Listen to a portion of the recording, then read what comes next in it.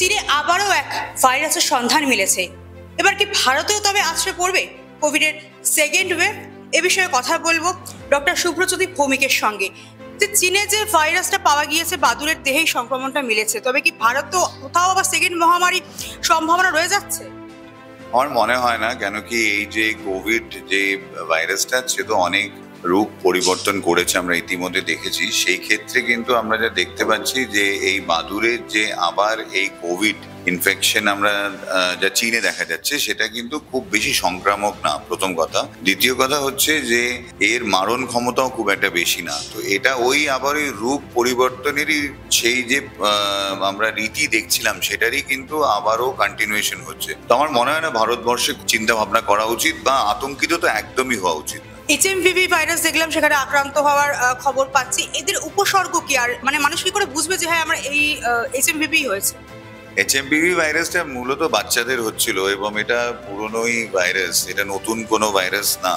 এই বাচ্চাদের ক্ষেত্রে যেটা দেখা যাচ্ছিল যে সর্দি, কাশি, জ্বর, বুকে সর্দি জমে যাওয়া এবং ব্রঙ্কোনিমোনিয়া হওয়া, এবং অনেক ক্ষেত্রে কিন্তু পেট খারাপ দিয়েও পেশেন্টসরা প্রেজেন্ট করেছে। তো সেই ক্ষেত্রে ডেফিনেটলি যদি কোনো বাচ্চা যাদের 6 বছরের নিচে, তার সর্দি, কাশি, জ্বর এবং বুকে ব্যথা সে যদি বলে, বা কাশতে কাশতে বমি করে দিচ্ছে, সে বলছে তার পেটটাও সাথে খারাপ হয়েছে, সেই ক্ষেত্রে আমার মনে হয় যে বাড়িতে রেখে বাচ্চাকে কোনো রকম ট্রিটমেন্ট প্রোটোকল নিয়ে এক্সপেরিমেন্ট করা উচিত না। এটা একটা বড় জিনিস। ডাক্তারবাবুদের কাছে আসা এবং সঠিক ট্রিটমেন্ট নেওয়াটা দরকার। এবং কলকাতা শহরে এইচএমপিভি ডিটেকশন অনেক জায়গায় হচ্ছে। এইচএমপিভি ডিটেকশন করলেই যা বোঝা যাবে। এবং যেটা ভালো খবর সেটা হচ্ছে যে এইচএমপিভি ইনফেকশন যদি আমরা ট্রিটমেন্ট, সাপোর্টিভ ট্রিটমেন্টটা ঠিকঠাক দিই, তাহলে বেশিরভাগ বাচ্চারাই কিন্তু সুস্থ হয়ে গেছে। জিবিএস সিনড্রোমেও দেখলাম যে ছোট থেকে বড় সকলেই আক্রান্ত হচ্ছেন। তো সেক্ষেত্রে এটার সিমটম কি, আর কি খাবেন কি খাবেন না ছোট থেকে বড় চিকিৎসা?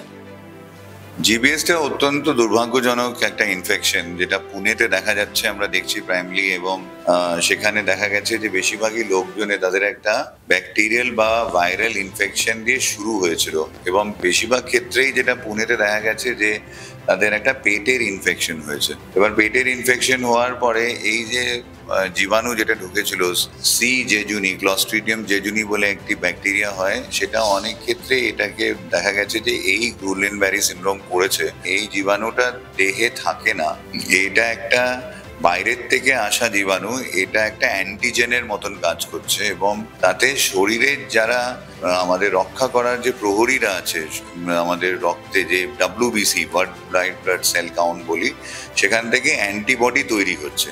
এবং অ্যান্টিবডি তৈরি হচ্ছে এরকম ভাবে যে ক্লস্ট্রিডিয়াম জেজুনি যেটা ইনফেকশন করছে তাকে তো ধ্বংস করছেই, সাথে দুর্ভাগ্যজনক আমরা যেটা বলি অটো ইমিউন ডিসঅর্ডার হচ্ছে। মানে এই অ্যান্টিবডি গুলো গিয়ে আমাদের যেটা শিক দ্বারা আছে, স্পাইনাল কর্ডের, তার মধ্যেও গিয়ে এফেক্ট করছে, এবং তা ব্রেনেও এফেক্ট করছে, নার্ভ সেলে। সেই ক্ষেত্রে দেখা যাচ্ছে যে সর্দি, কাশি, পেট খারাপ নিয়ে হয়তো পেশেন্ট প্রেজেন্ট করলো, করে 2-3 সপ্তাহের মধ্যে তার একটা সে বিছানার থেকে উঠতে পারছে না, সে হাঁটতে পারছে না, সে প্রায় বিকলাঙ্গের মতন হয়ে গেছে, সে ইনভ্যালিড হয়ে গেছে একদম। আস্তে আস্তে নিচের দিক থেকে, পায়ের দিক থেকে, পেটে, এবং অনেক সময় গুইলেন ব্যারি সিনড্রোম যখন ভয়াবহ রূপ ধারণ করে, তখন আমাদের যে সবচেয়ে ইম্পর্টেন্ট মাসেল, সেটা হচ্ছে ডায়াফ্রাম, যেটা আমাদের বুকের মধ্যে থাকে, যেটা আমরা এই নিঃশ্বাস নিচ্ছি, সেই ডায়াফ্রামটাকেও উইক করে দেয়। এবং সেই ক্ষেত্রে দেখা যায় যে পেশেন্ট হাত পা নাড়াতে পারছে না, নিঃশ্বাসও নিতে পারছে না। অনেক ভয়াবহ অবস্থায় কিন্তু ভেন্টিলেটরে পেশেন্টকে রাখতে হয়, এবং কিছু কিছু দুর্ভাগ্যজনক ঘটনায় কিন্তু সেই পেশেন্টকে আমরা হারাই।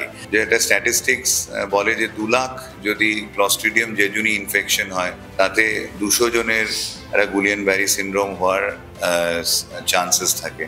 সেটাই আমরা দেখছি যে ইদানিং যেটা হয়েছে, সেটা গুইলেন ব্যারি সিনড্রোম মহারাষ্ট্র, কর্ণাটকায় যেটা দেখা গেছে, সেটা তার জন্যই হয়েছে।